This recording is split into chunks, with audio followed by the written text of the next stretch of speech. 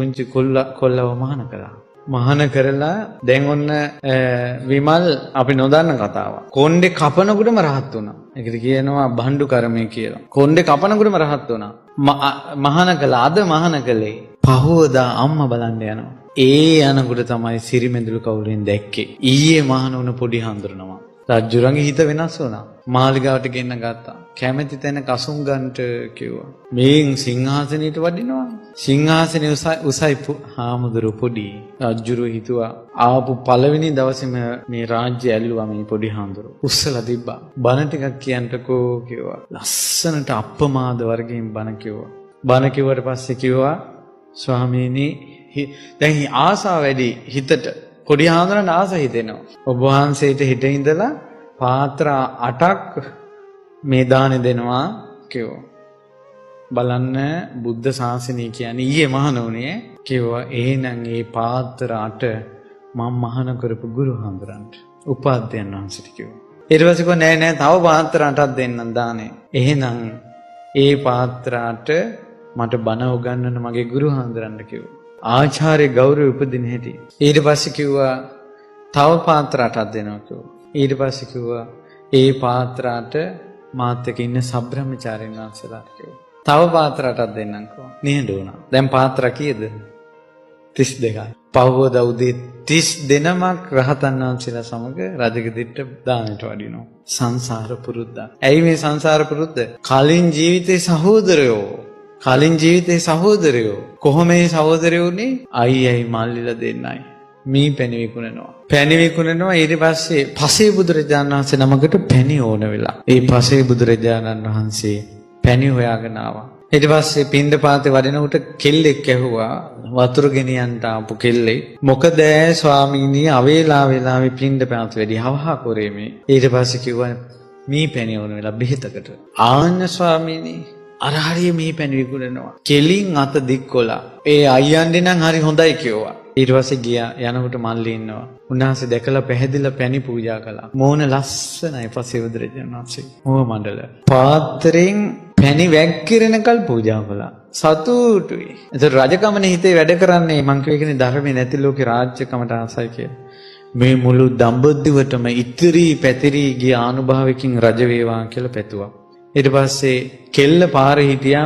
ඔය අයියා දුන්නේ නැත්තම් මං ණයට පැණි ඉල්ලගෙන පූජා කරනවා කියලා පාරේ හිටියා. ස්වාමිනේ පැණි ලැබුණාද? ලැබුණා කිව්වා. මොකද්ද ප්‍රාර්ථනා කළේ කිව්වා.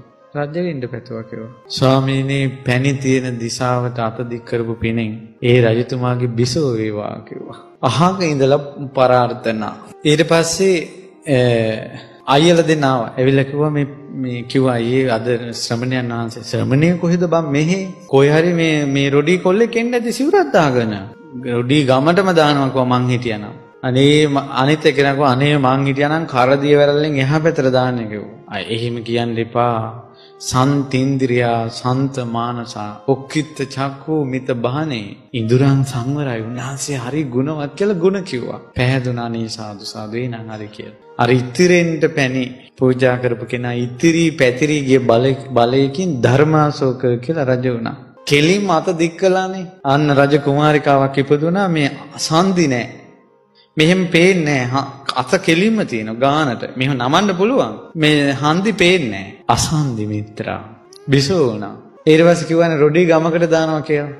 අන්න රොඩි ගමකම ඉපදුනා. නිග්‍රෝධ සාමණේර වසල ගමක ඉපදුනේ. කරදිය වලල්ලෙන් එහා පැත්තට දානවා කිව්වනේ. මේන් කරදිය වලල්ලෙන් මෙහා පැත්තේ ඉපදුනා දේවානම්පියතිස්ස කියලා. සහෝදරයෝ තුන් දෙනා. ඒකයි ඒ එකම ජීවිතේ වැඩ කළේ. ඊට පස්සේ ශාසනයට ගොඩාක් පැහැදුනා. 84000ක් විහෙර විහාර කළා. ඊට පස්සේ පින්වත්නි 84000ක් විහෙර විහාර කළා. මේ රජුරන්ගේ පුදුම ශ්‍රද්ධාවක්. මේ රජුරෝ රාජ සභාවේ ආව බුදුරජාණන් වහන්සේ දැකලා නැද්ද කවුරුවත්? ඊට පස්සේ කිව්වා ස්වාමීන් වහන්සේලා මහා කාල කියලා නාගරාජෙක් ඉන්නවා. කල්පයක් ආයුෂ තියෙන දැකලා තියෙනවා. රජ්ජුරුවන්ගේ බලයක් තියෙනවා. නාගයෙකුට උනත් එන්න කිව්වොත් එන්න ඕන. රජ්ජුරුව මාලේ අරන් මහා කාල නාගරාජයා පැමිණේවා කියලා මාලේ මෙහෙම පොළොවට දැම්මා. පොළොව දෙබෑ වෙලා ගිහිල්ලා ඒ නාරජතුමායි කරට වැටුණා. නාරජතුමා බැලුවා ඇයි රජ්ජුරුව කැඳවනවා. ඊට පස්සේ නාරජතුමා පැමිණියා. සිංහාසනේ අසුංගන්ට හැදුවා. බුදු සිරුර මවලා පෙන්වන්න කිව්වා. මහා කාල නාරයතුමා බුදුරජාණන් වහන්සේ ඒ වගේ නෙවෙයි වගේ එකක් මවන්න බෑ. එයා දැකලා තියෙන විදිහට එයා මැව්වා. මවනකොට රජ්ජුරුව සීතල වෙලා ගියා. කොච්චරද කියනවා නම් මෙහෙම දන ගැහුවා වැඳගත්තා. ඇහි පිල්ලම් ගහන්න නැතුව දවස් 7ක් බලාගෙන හිටියා බුද්ධ රූපේ දිහා. නේත්‍ර පූජාව. ධර්මාශෝක රජුරෝ නොකා නොබී දවස් 7ක් ශාසනයට පැහැදුනා. පැහැදිලා මේ රජුරෝ 84000ක් විහෙර විහාර කළා. මොග්ගලී පුත් තිස්ස මහරහතන් වහන්සේ තමයි ධර්මයේ ගැන්වුවේ. ශාසන සුද්ධියක් කළා. ඒ කියන්නේ ශාසනයේට අන්‍ය තීර්ථකයෝ ඇවිල්ලා මහාන වුණා. ලාභ සත්කාර වැඩි. ඒ සම්පූර්ණම ශාසනයේ ඒ අය බැහැර කළා පිරිසුදු සංඝයාව ඉතුරු කළා. ඊට පස්සේ 84000ක් විහෙර විහාර කළා. මොග්ගලී පුත් තිස්ස මහරහතන් වහන්සේ ඇහුවා මම දැන් ශාසනයේ හිමිකාරයෙක් නේද කියලා. ඔන්න මතක තියාගන්න. 84000ක් විහෙර විහාර කළත් ශාසනීය උරුමයක් එන්නේ නැහැ යාට. එයාට ශාසනීය උරුමයක් වෙන්න තමන්ගේ ලේ දන් දෙන්න ඕන. කොහොමද ලේ දන් දෙන්නේ? දරුවෙක් මහාන කරන්න ඕන.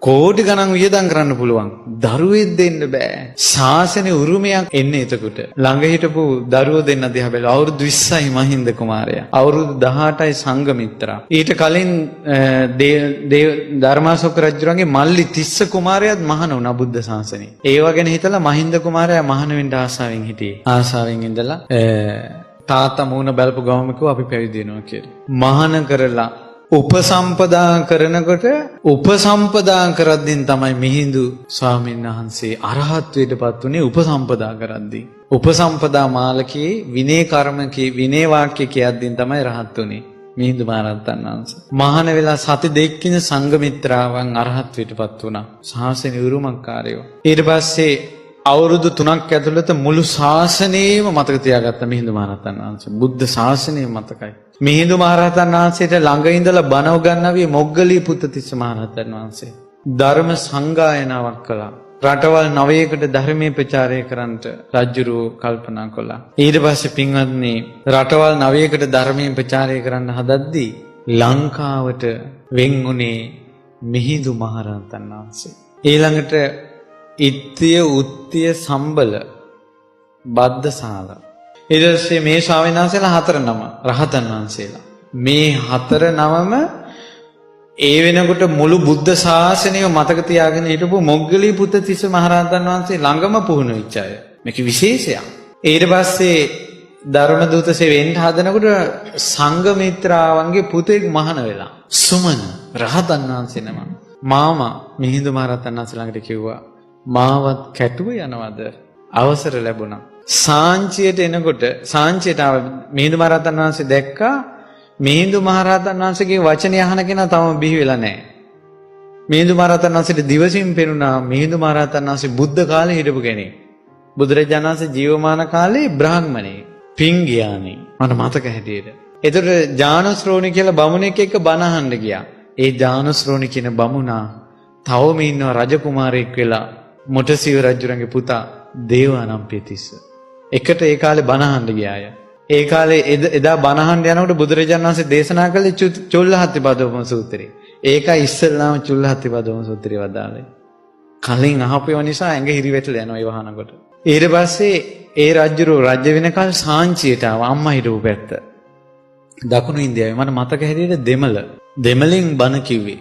ඔය දෙමළ බෞද්ධය කියලා පොතක් තියෙනවා. ඒකේ ඔය විස්තරයක් තිබ්බම මට මතකයි.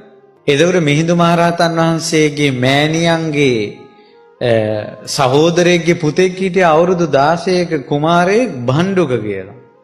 අපි බණ්ඩුක උපාසකතුමා කියනකොට අපිට මතක් වෙන්නේ මේ පොතේ ගුරුන් වහන්සේ වගේ කෙනෙක්.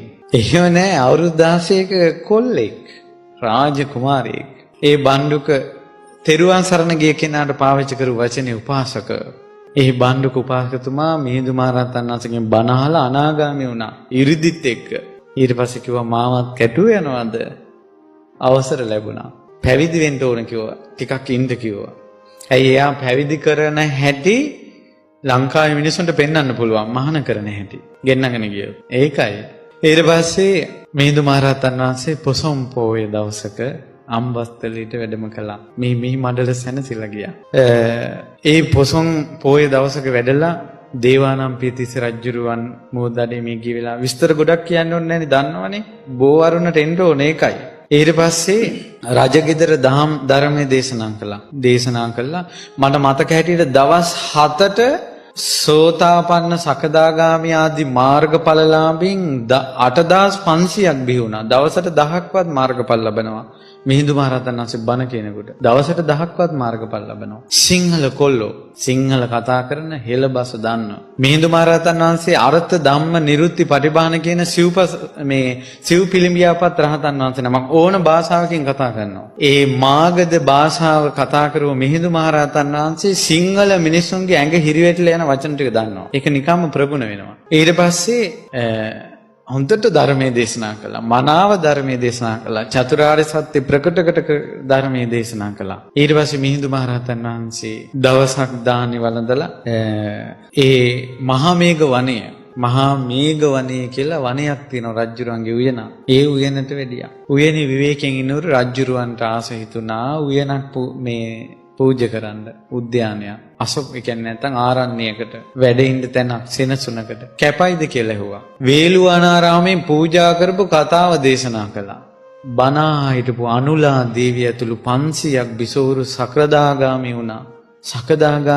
වේළුවනාරාමේ පූජා කරන විස්තරේ බණට දේශනා කරනදී අතට පැන්වක් කරලා පූජා කරනකොට මහා මේඝවනේ මහමෙවුනා උයන අනුරාධපුරේ මෙහෙම සෙලුණා. ඇයි ස්වාමීනි හැම බුදු කෙනෙකුටම මේ උයන පූජා කරලා තියෙනවා කියනවා. අනුරාධපුරේ කියන්නේ හැම බුදු කෙනෙකුටම පූජා කරපු භූමියක්. ඒ වගේ මිහිඳු මහරහතන් වහන්සේ රුවන්වැලි සෑයේ පිහිටන තැන ඒ වගේම සංඝයාගේ මේ පිරිකර බෙදන තැන, චතුස්සාලාව පිහිටන තැන, තූපාරාමේ පිහිටන තැන, ඔය වගේ සෑම තැනකම මල් විසිරෙව්වා. පොළොව කම්පා වුණා. ඒ වගේ මිහිඳු මහරහතන් වහන්සේ වැඩියගෙන් මහා මෙවුනාව, මහා මේඝ වනය නැවතත් කම්පා වෙවි බුදුවරුන්ට පිදු බවට දෙස් දුන්නා.